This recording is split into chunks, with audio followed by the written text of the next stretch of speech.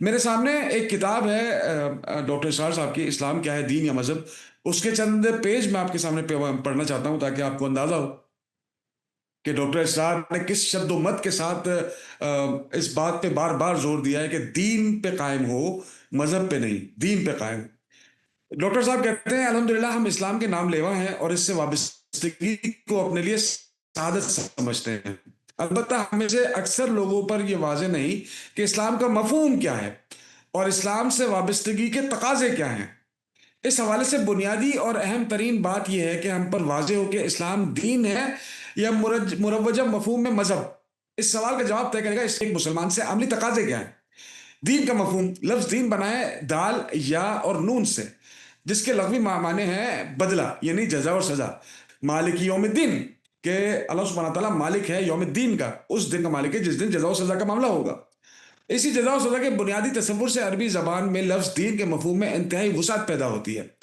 جزا اور سزا کسی ضابطہ اور قانون کے تحت ہی ہوتی ہے، اس لیے سورہ یوسف کی آیت نمبر 76 اور سورہ نور کی آیت نمبر 3 میں دین کا لفظ قانون کے معنی میں آیا ہے۔ ما کان لیاخذ اخاہ فی دین الملک، یعنی یوسف علیہ السلام کے لیے ممکن نہ تھا اپنے بھائی کو روکنا مصر میں بادشاہ کے قانون کے مطابق، یعنی زانیہ عورت اور زانی مرد دونوں میں سے ہر ایک کو 100 کوڑے مارو اور اللہ کے اس قانون کے نفاذ میں تمہیں ان پر کوئی ترس نہ آئے۔ فی دین اللہ، دین کیا ہوا؟ قانون ہوا۔ اسی طرح جب ہم آگے بڑھتے ہیں، قانون اور دین جب بنتا ہے تو قانون اور ضابطہ تشکیل پاتا ہے کہ نظام کے تحت بنتا ہے۔ اسی لیے لفظ دین قرآن حکیم میں نظام کے معنی میں بھی آیا ہے، جیسا کہ سورہ مومن کی آیت نمبر 26 میں فرعون کا اپنی قوم سے خطاب کے دوران قول اس طرح نقل ہوا کہ مجھے ڈر ہے کہ وہ یعنی موسیٰ بدل دے گا تمہارے نظام کو۔ انی اخاف ان یبدل دینکم، مطلب نظام کون سا؟ زندگی کا نظام۔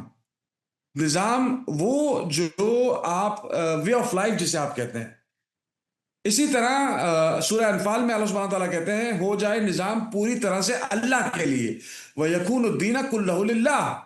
اور اسی طرح سورہ توبہ اور سورہ فتح اور سورہ صف میں لِيُظْهِرَهُ عَلَى الدِّينِ كُلِّهِ، پڑھ کے آئے اور ہم نے یہ بات سمجھی ہے کہ قرآن کا اسلوب یہ رہا ہے کہ جو معاملہ یا جو سبجیکٹ بہت زیادہ امپورٹنٹ ہو وہ قرآن میں ایک سے زیادہ دفعہ ریپیٹ ہوتا ہے، اور یہ آیت کچھ الفاظ کے الٹ پھیر کے بعد یہ آیت 3 دفعہ سورہ صف میں، سورہ توبہ میں اور سورہ فتح میں آئی ہے۔ وَالَّذِي أَرْسَلَ رَسُولَهُ بِالْهُدَى وَدِينِ الْحَقِّ لِيُظْهِرَهُ عَلَى الدِّينِ كُلِّهِ وَلَوْ كَرِهَ الْمُشْرِكُونَ، کہ وہی ہے اللہ جس نے بھیجا اپنے رسول صلی اللہ علیہ وسلم کو، هُوَ الَّذِي أَرْسَلَ رَسُولَهُ بِالْهُدَى، ہدا کے ساتھ، اور دین الحق یعنی اپنی سنت، رسول کی سنت کے ساتھ۔ لِيُظْهِرَهُ عَلَى الدِّينِ كُلِّهِ، ظہر کہتے ہیں کمر کو، تاکہ نافذ کر دے اس دین کو تمام ادیان کے اوپر۔ وَلَوْ كَرِهَ الْكَافِرُونَ، چاہے کافروں کو یہ کراہیت ہی کیوں نہ آئے، کافروں کو یہ برا ہی کیوں نہ لگے۔ اسی طرح سورہ نور میں اللہ سبحانہ تعالیٰ فرماتے ہیں تاکہ اللہ ان کے لیے اس نظام کو قائم کر دے جو اس نے ان کے لیے پسند کیا۔ کون سا نظام؟ دین کا نظام۔ کون سا دین؟ ان الدین عند اللہ الاسلام۔ اسی طرح سورہ نحل میں اللہ سبحانہ تعالیٰ فرماتے ہیں وَلَوْ الدِّينَ وَاثِبًا، اور اس کی اطاعت ہے مسلسل۔ یہ ہم کئی دفعہ پڑھ کے آئے ہیں کہ تزکیہ نفس اسی وقت ہو سکتا ہے جب آپ مسلسل اللہ سبحانہ تعالیٰ کی اطاعت میں لگے رہیں۔ اسی طرح سورہ زمر میں آیا ہے الا للہ الدین الخالص، جان لو اللہ کے لیے ہے خالص اطاعت۔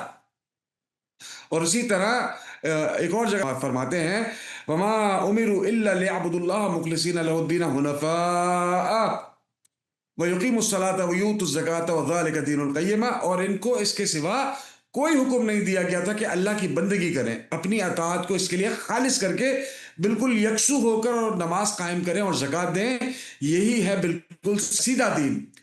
وَذَلِكَ دِينُ الْقَيِّمَةِ، سیدھا دین۔ اس دین کا جامع اصطلاحی مفہوم ہے مکمل نظام اطاعت۔ سورہ یوسف کی آیت نمبر 40 میں لفظ دین ایسے نظام زندگی کے لیے آیا ہے جس میں صرف اور صرف اللہ تعالیٰ کی بندگی کی ہے۔ چنانچہ اللہ سبحانہ تعالیٰ فرماتے ہیں حکم دینے کا اختیار کسی کے لیے نہیں سوائے اللہ کے، اس نے حکم دیا ہے کہ تم بندگی نہیں کرو گے مگر اس کی، یہی ہے بالکل سیدھا دین۔ اس عمارت کی ویلیو جو کعبۃ اللہ کی عمارت ہے، اس کی ویلیو صرف اس لیے ہے کہ اللہ سبحانہ تعالیٰ کا حکم ہے۔ ہم ایک عمارت کو نہیں پوچھتے، ہم اس حکم کی تعمیل کرتے ہیں جو اللہ سبحانہ تعالیٰ نے ہم کو دیا، اور یہی بات یہاں پر ہم اس عمارت کو سجدہ نہیں کرتے، ہم اس حکم کو سجدہ کرتے ہیں جو حکم ہم کو دیا گیا. مسئلہ یہ نہیں ہے کہ حکم کیا ہے، مسئلہ یہ ہے کہ کس نے دیا ہے. اصل معاملہ یہ ہے، اگر اللہ سبحانہ وتعالیٰ نے کہہ دیا کہ آپ کعبے کو سجدہ کرنا ہے، آپ نے کرنا ہے. آپ نے یہ نہیں پوچھنا کیوں کرنا ہے، کب کرنا ہے، کیسے کرنا ہے. یہ وہ خالص دین ہے جو آپ کرتے ہیں جب آپ بغیر چوں چرا کیے، بغیر کوئی بات کیے، بغیر سوالات کیے، آپ بغیر کسی چیز کو سوچے یا سمجھے، آپ جب اللہ سبحانہ وتعالیٰ کی اطاعت کرتے ہیں تب آپ دین پہ عمل کرتے ہیں. ہمارے ساتھ جڑے رہنے کے لیے ہمارا چینل سبسکرائب کریں.